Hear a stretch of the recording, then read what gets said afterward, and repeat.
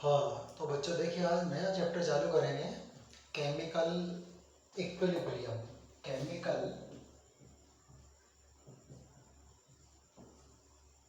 Equilibrium.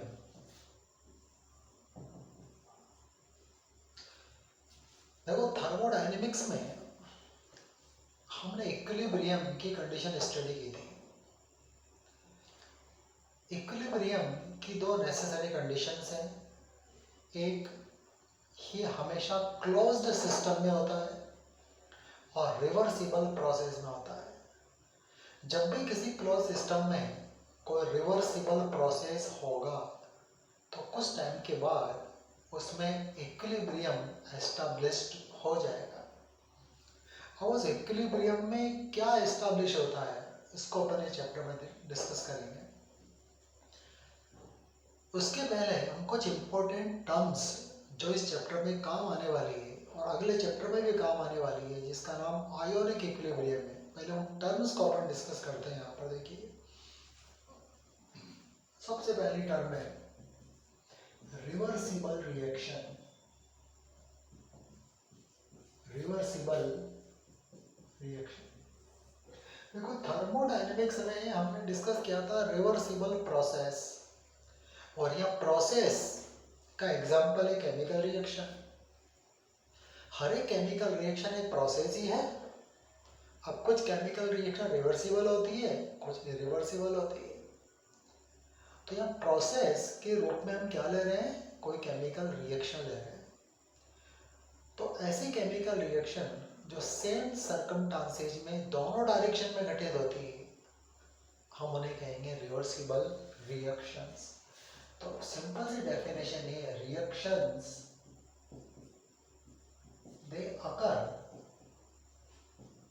in both direction in same circumstances.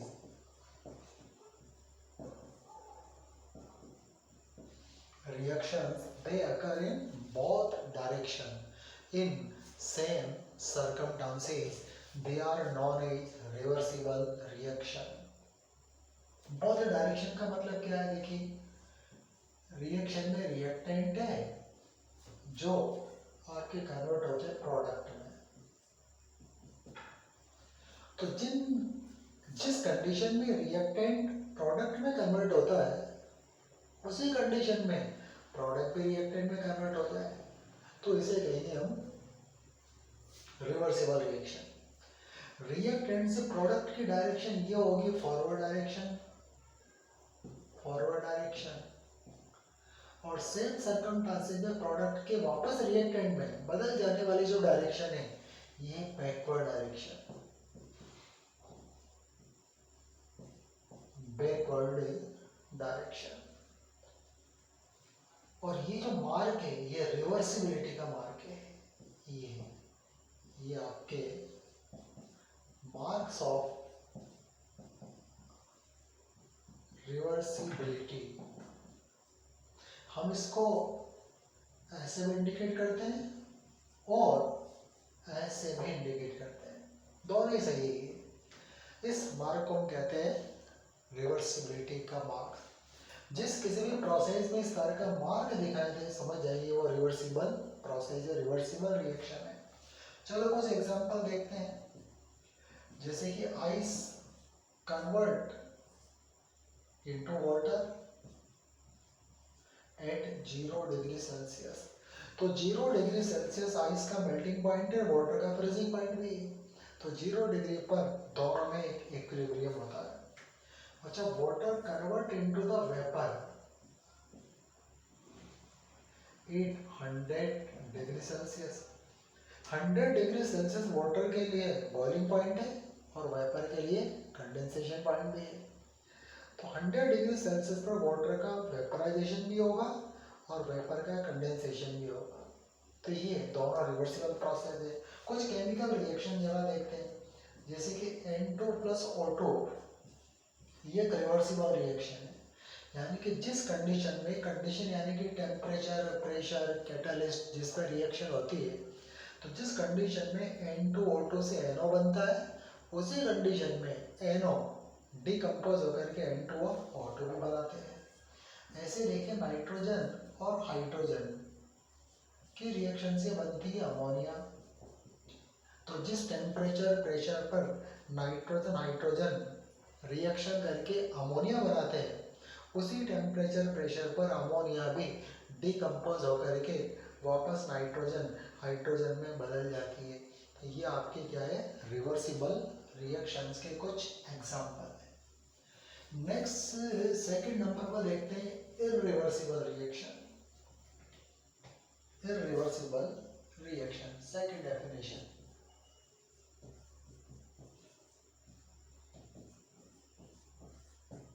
Irreversible reaction, देखो irreversible reaction में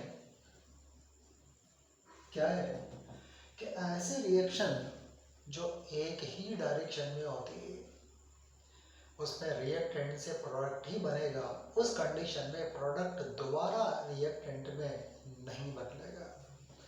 तो reactions they occur only in one direction, वो होगी irreversible reaction. जैसे इसके एग्जांपल की बात करें, देखिए जैसे कि ice convert into the water at 10 degree Celsius. 10 degree Celsius पर वाटर का आइस का वाटर में करना इररिवर्सिबल है, क्योंकि 10 डिग्री पर आइस मेल्ट ही होगा, वाटर कभी फ्रीज नहीं हो सकता। ऐसे वाटर का स्टीम में या वेपर में कन्वर्जन 110 डिग्री सेल्सियस, ये भी आपके इररिवर्सिबल ही। कुछ केमिकल रिएक्शन में देखो जैसे कि जितनी भी कंबशन रिएक्शन है, कंबशन रिएक्शन वो सब इररिवर्सिबल है। आप एक कागज के टुकड़े को भी जलाते हो तो राख और कुछ गैसें बनती है, उस राख और गैसों से आप दोबारा कागज नहीं बना सकते। कंबशन रिएक्शन जैसे कि कार्बन का कंबशन किया, CO2 बना और हीट बनी। अब CO2 हीट से दोबारा कार्बन और ऑक्सीजन नहीं बनेगी। जो भी कंबसिबल है, जो भी, जैसे कि मीथेन गैस, ये CNG गैस है, मीथेन गैस, इसका कंबशन किया तो बनेगा CO2 2H2O और साथ में हीट भी निकलती है। अब CO2 2H2O हीट ये सब मिलकर के मीथेन और ऑक्सीजन नहीं बना सकते। तीसरा एग्जांपल देखते हैं acid base reaction. Acid base reaction, acid और बेस रिएक्शन करके क्या बनाते हैं, सॉल्ट एंड वाटर बनाते हैं। लेकिन सॉल्ट और वाटर मिलकर के दोबारा एसिड और बेस नहीं बना सकते। जैसे कि हाइड्रोक्लोरिक एसिड और सोडियम हाइड्रोक्साइड ये एसिड बेस, इससे क्या बनेगा NaCl और H2O। जब दोनों को मिला दोगे एसिड और बेस को तो सॉल्ट और वाटर बनेगा। अब आप पानी में यदि सॉल्ट डिसॉल्व कर दोगे तो एसिड और बेस नहीं बनेगा, ये भी इररिवर्सिबल है। ऐसे होती है प्रेसिपिटेशन रिएक्शन।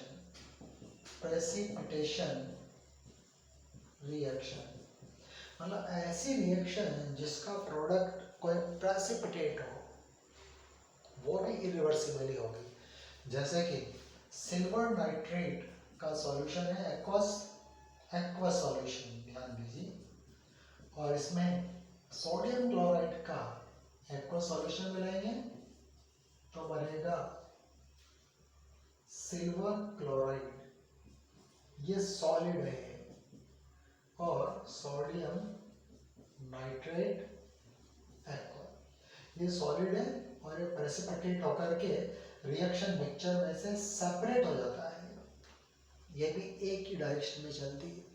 तो सारे एग्जांपल किसके हैं, इररिवर्सिबल रिएक्शन के। तो देखिए कुछ एग्जांपल आपने देखे थे इररिवर्सिबल रिएक्शन के। अब इसके बाद एक टर्म आती देखिए रेट ऑफ रिएक्शन, रिएक्शन की स्पीड, रिएक्शन की वेलोसिटी, रेट ऑफ रिएक्शन। तीसरे नंबर की डेफिनेशन अपन देखते हैं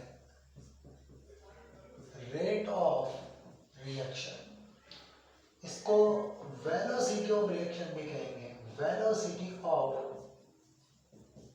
रिएक्शन, इसको हम सिंबल देंगे कैपिटल आर। अब देखो रेट ऑफ रिएक्शन, रिएक्शन में रिएक्टेंट प्रोडक्ट में कन्वर्ट होता है।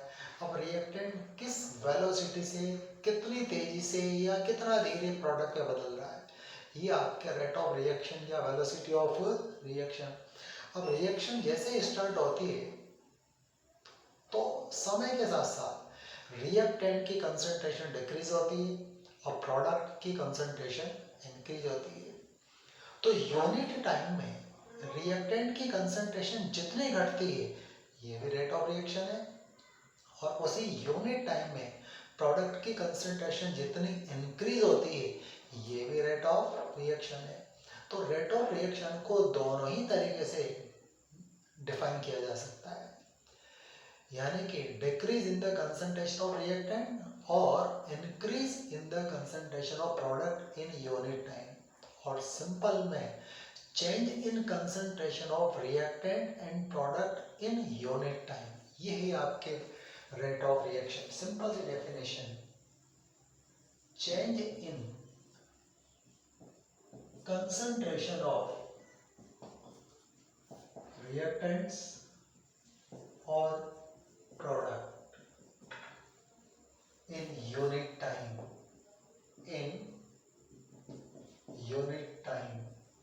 Is known as rate of reaction. ये रेट ऑफ रिएक्शन है। तो change in concentration of reactants और प्रोडक्ट इन यूनिट टाइम, ये आपकी रेट ऑफ रिएक्शन है। अब इसका फॉर्मूला कैसा होगा, तो rate of reaction equal two plus minus C2 minus C1 upon T plus minus delta C upon T। C1 initial concentration है, C2 फाइनल कंसंट्रेशन है। C1 रिएक्टेंट और प्रोडक्ट की इनिशियल कंसंट्रेशन है और C2 रिएक्टेंट और product की final concentration है, और T उसमें लगने वाला टाइम है।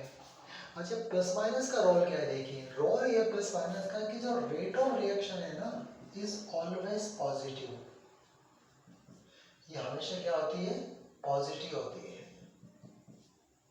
लेकिन डेल्टा सी तो हमेशा पॉजिटिव नहीं होगा, क्योंकि रिएक्टेंट की कंसंट्रेशन घटेगी तो रिएक्टेंट के लिए डेल्टा सी नेगेटिव होगा, प्रोडक्ट के लिए डेल्टा सी पॉजिटिव होगा। लेकिन रेट तो हमेशा पॉजिटिव आनी चाहिए, क्योंकि यदि कोई रिएक्शन हो रही है तो किसी न किसी रेट से हो रही है, किसी न किसी वेलोसिटी से होती है। तो rate of reaction never negative, rate of reaction always positive. तो यहाँ पर प्लस माइनस साइन का इसीलिए रोल है। कैसे, देखिए कि यदि डेल्टा सी रिएक्टेंट के लिए हो, रिएक्टेंट, तो माइनस यानी कि नेगेटिव साइन इज यूज होगा, और यदि डेल्टा सी प्रोडक्ट के लिए है then positive sign is use, क्योंकि रिएक्टेंट के लिए डेल्टा सी नेगेटिव होगा, नेगेटिव नेगेटिव क्या हो जाएगा, पॉजिटिव। तो रेट ऑफ रिएक्शन हमेशा पॉजिटिव ही होते हैं।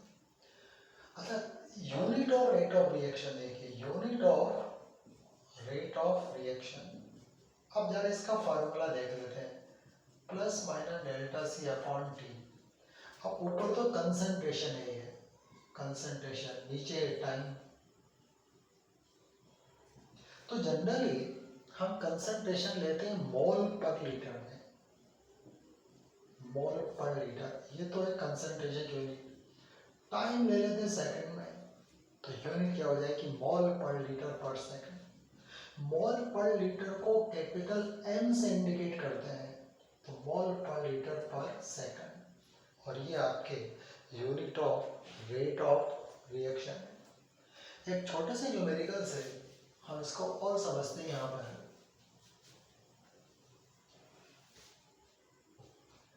देखिए, इन reaction A to B, in reaction A to B,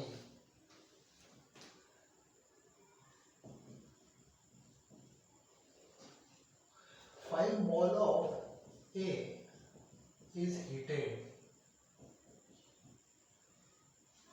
in 10 minutes,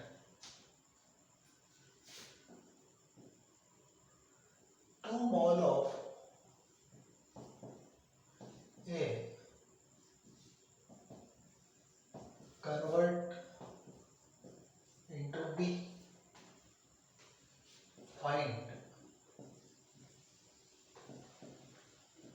rate of reaction in mole per liter per second.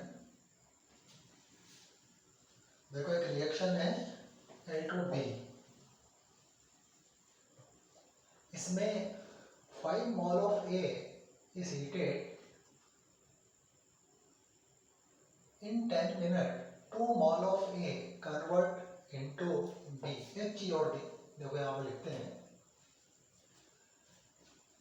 ये चीज बाद में लिखते हैं यहाँ पर।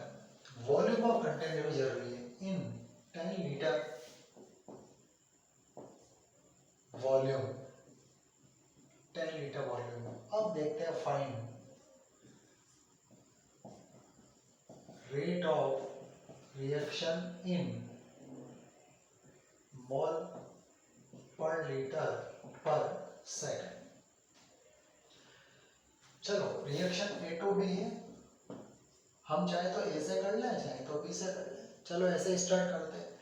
तो for a C1 initial concentration 5 mole initially, volume में 10 लीटर, 5/10 यानी कि 0.5 मोल पर लीटर। C2 अब 5 में से 2 मोल प्रोडक्ट में बदल गए, तो फाइनल कंसंट्रेशन कितनी बची? 5 - 2 यानी कि 3 मोल। वॉल्यूम उतना ही 10 लीटर, 5 - 2/10 यानी कि 3/2, 0.3 मोल पर लीटर। डेल्टा C निकालते हैं, तो C2 - C1, तो C2 0.3 है, -0.5 है, तो -0.2 मोल पर लीटर, ये डेल्टा C आएगा। अब रेट ऑफ रिएक्शन देखते हैं, क्योंकि ये रिएक्टेंट है, रिएक्टेंट के लिए नेगेटिव साइन लेंगे, डेल्टा C/T, नेगेटिव साइन, -0.2 10। अब ये मोल पर लीटर पर सेकंड में है, टाइम मिनट में है, तो मिनट को सेकंड में कन्वर्ट कर लेंगे। तो रेट माइनस माइनस प्लस हो गया, 0.6 × 10 600, पॉइंट हटा दिया, ये हो गया, और ये 3 टाइम कैंसिल हो गया, 1/3 यानी कि 0.333 × 10⁻³ और 3.33 × 10⁻³ मोल पर लीटर पर सेकंड। ये रेट ऑफ रिएक्शन है। तो ये थी आपकी तीसरी important definition, rate of reaction. एक चीज और देखो इसी रेट ऑफ रिएक्शन, देखो रिवर्सिबल रिएक्शन में there is 2 type of rate of reaction, एक रेट ऑफ फॉरवर्ड रिएक्शन और एक रेट ऑफ बैकवर्ड रिएक्शन। क्योंकि रिवर्सिबल रिएक्शन में 2 रिएक्शन होती है एक साथ, एक फॉरवर्ड रिएक्शन और एक बैकवर्ड रिएक्शन। तो रिवर्सिबल रिएक्शन में 2 ही रेट भी होंगी, एक रेट ऑफ फॉरवर्ड रिएक्शन और एक रेट ऑफ बैकवर्ड रिएक्शन। तो इन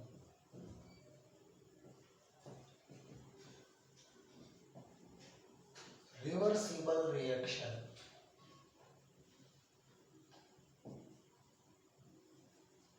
there is 2 type of rate of reaction, कौन सी? एक rate of forward reaction, rate of forward reaction हम इसको यहाँ पर इंडिकेट करेंगे RF से। दूसरी होती है रेट ऑफ बैकवर्ड रिएक्शन, हम इसको इंडिकेट करेंगे RB से, रेट ऑफ बैकवर्ड रिएक्शन। मान लो कोई रिवर्सिबल रिएक्शन है ए टू बी। तो ऐसे बी में कन्वर्जन की रेट, ये रेट ऑफ फॉरवर्ड रिएक्शन, और बी से ए में कन्वर्जन की रेट, ये रेट ऑफ बैकवर्ड रिएक्शन। ये आपके रिवर्सिबल रिएक्शन के। इरिवर्सिबल में एक ही होता है जिसको हम रेट ऑफ रिएक्शन ही कहेंगे, वहाँ फॉरवर्ड और बैकवर्ड का कोई डिस्टिंग्विश नहीं है। नेक्स्ट, फोर्थ नंबर की डेफिनेशन है एक्टिव मास। एक्टिव मास, इसी का दूसरा नाम है मोलर कंसंट्रेशन, और सॉल्यूशन के लिए इसी को कहते हैं मोलरिटी। मोलरिटी। और देखो, एक्टिव मास, मोलर कंसंट्रेशन और मोलरिटी, तीनों का एक ही मतलब है, मोल पर लीटर। और ये टर्म केवल गैसियस सब्सटेंस के लिए, सॉलिड और लिक्विड के लिए नहीं है, क्योंकि सॉलिड और लिक्विड के लिए मोल पर लीटर कांस्टेंट रहता है। कैसे रहता है अभी देखेंगे अपन, पहले इसको डिफाइन कर लेते हैं। तो देखिए, मोल ऑफ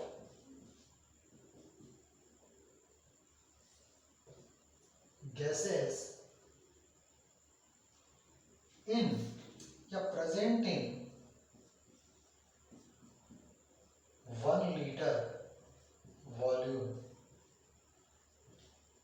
मतलब mole of gases present in 1 liter volume is known as active mass। अब देखो, मैं बताऊं ये केवल गैस के लिए क्यों active mass, molar concentration. Solution के लिए मोलरिटी होता है, वो भी मोल पर लीटर होता है। देखो, गैस का अपना कोई वॉल्यूम नहीं होता।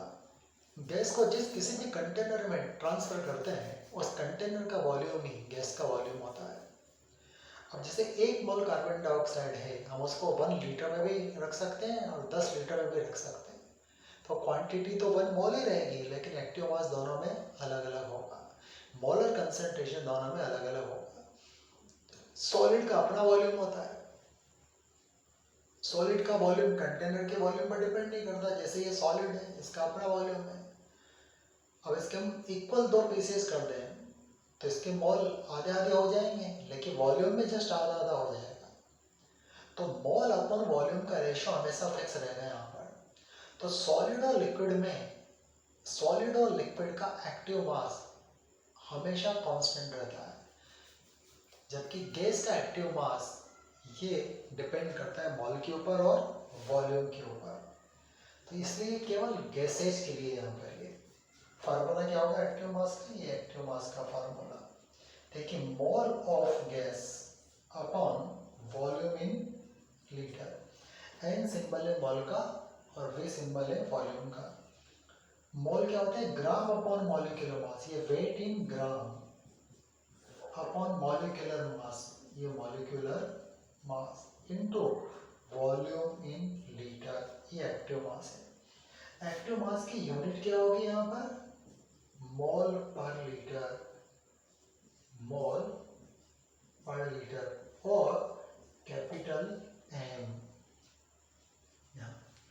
सॉलिड और लिक्विड के लिए एक्टिव मास कांस्टेंट रहता है, चेंज नहीं होता। फॉर सॉलिड एंड लिक्विड,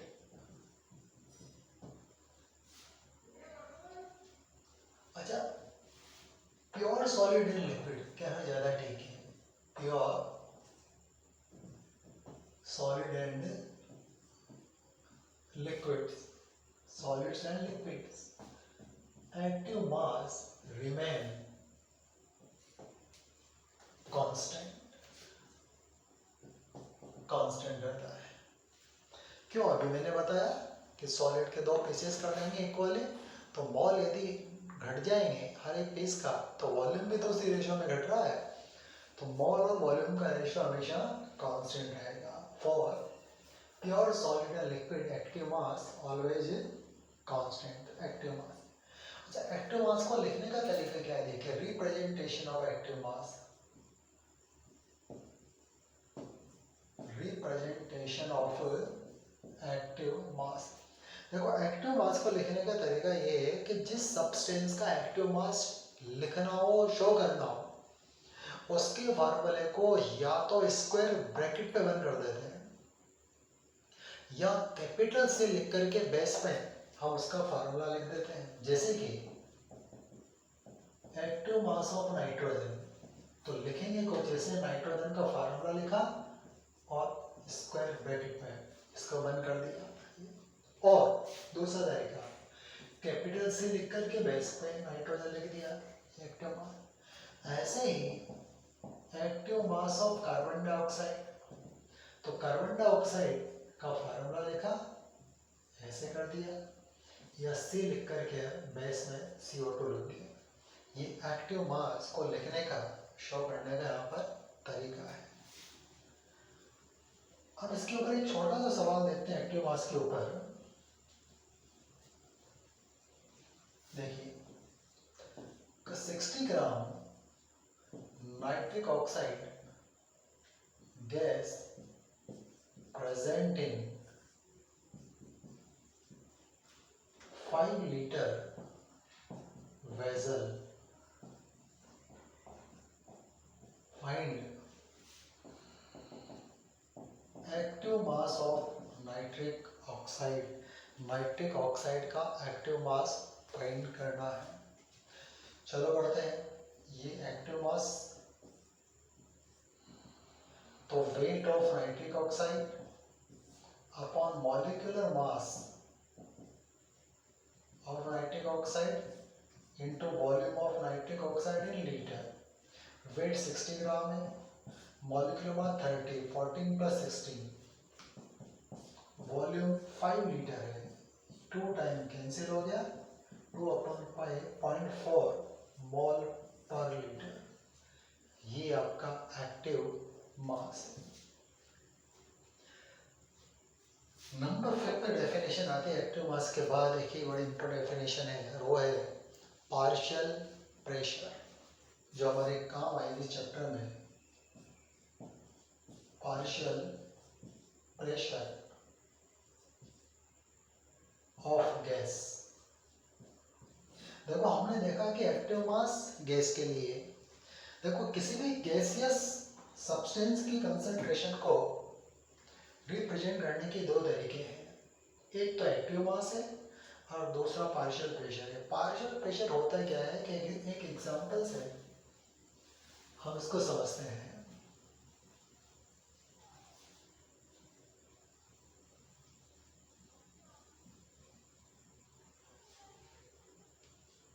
देखो जैसे कि एक कंटेनर है, इसमें 2 तरह की गैसों का मिक्सचर्स है, एक नाइट्रोजन और एक कार्बन डाइऑक्साइड। दोनों, यहाँ एक प्रेशर गेज लगा हुआ है, प्रेशर को मेजर करना है। इसके नीडल प्रेशर बता रही है, मान लीजिए 5 एटमॉस्फेयर। अब ये 5 एटमॉस्फेयर तो पूरे मिक्सचर, गैसेस मिक्सचर का प्रेशर है। इस मिक्सचर में, इस 5 ATM में कुछ प्रेशर तो नाइट्रोजन के द्वारा डाला जाएगा, कुछ कार्बन डाइऑक्साइड के द्वारा डाला जाएगा।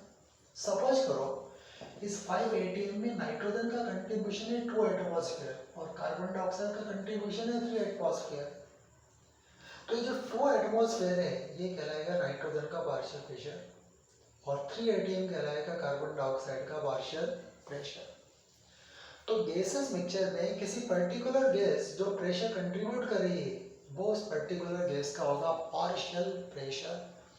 तो पार्शियल प्रेशर वाली टर्म गैसेस मिक्सचर के लिए होती है। तो डेफिनेशन की बात करते हैं। सबसे पहले देखिए, in gases mixture, in gaseous mixture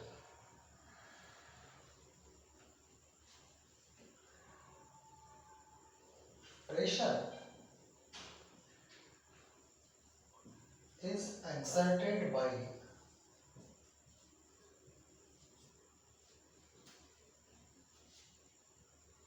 a particular gas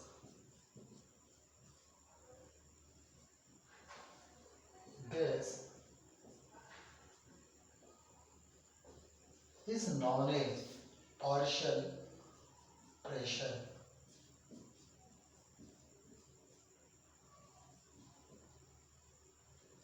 gases mixture में किसी पर्टिकुलर गैस का जो प्रेशर होता है वो उस गैस का पार्शियल प्रेशर होता है।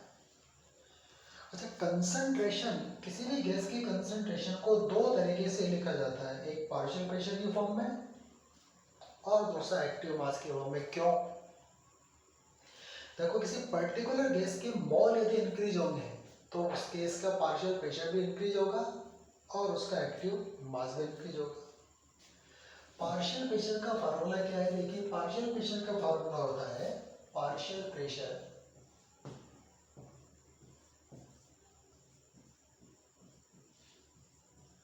होता है टोटल प्रेशर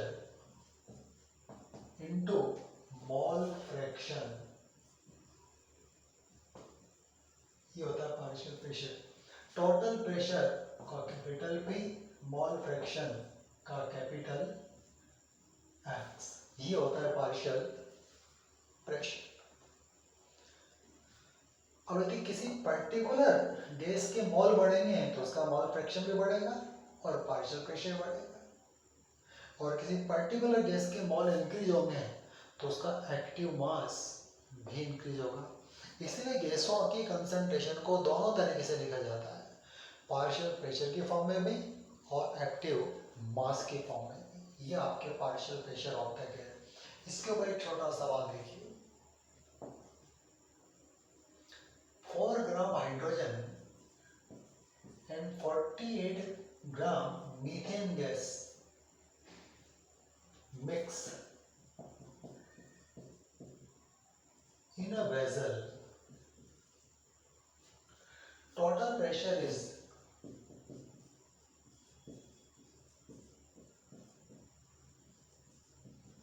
5 atmosphere. दोनों गैसों का टोटल प्रेशर कितना है? 5 atmosphere. Find partial pressure of hydrogen and methane, दोनों का अलग अलग पार्शियल प्रेशर निकालना है। चलो निकालते हैं। टोटल प्रेशर तो दे रखा है 5 atm, ये टोटल प्रेशर। मोल फ्रैक्शन निकालना पड़ेगा, और मोल फ्रैक्शन निकालने के लिए पहले मोल निकालने पड़ेंगे। चलो, मोल ऑफ हाइड्रोजन, वेट है 4 ग्राम, मॉलिक्यूलर मास है 2, यानी कि 2 मोल। हाइड्रोजन के कितने मोल हैं? 2 मोल। ऐसे मोल ऑफ मीथेन, मीथेन का वेट 48 ग्राम, वेट मॉलिक्यूलर है 16 और ये 3 मोल। अब निकाले मोल फ्रैक्शन ऑफ हाइड्रोजन। चलो, मोल फ्रैक्शन कैसे निकलता है? Mole upon total mole. Hydrogen के मोल है 2 मोल, टोटल मोल 2 मोल हाइड्रोजन के, 3 मोल मीथेन के, तो 2/5 और 2/5 यानी कि 0.4, ये mole fraction of hydrogen. Similarly mole fraction of methane, methane के मोल 3 है, टोटल मोल यहाँ भी 5 है और ये 0.6। अब निकालते partial pressure of hydrogen. Total pressure 5 atmosphere, hydrogen का मोल फ्रैक्शन 0.4 तो 2 एटमॉस्फेयर, ये हाइड्रोजन का partial pressure into partial pressure of partial pressure of methane.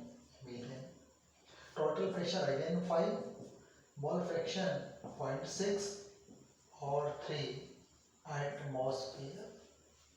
तो देखो, टोटल प्रेशर वाज 5 atm, इस 5 atm में 2 atm is contributed by hydrogen and 3 atm is contributed by methane gas। ये था आपके पार्शियल प्रेशर। इस पूरे चैप्टर में ये सारी चीज़ें आपके काम आने वाली हैं। अच्छी तरह से इसको याद कर लेना, समझ लेना। कल हम आगे डिस्कस करेंगे चैप्टर।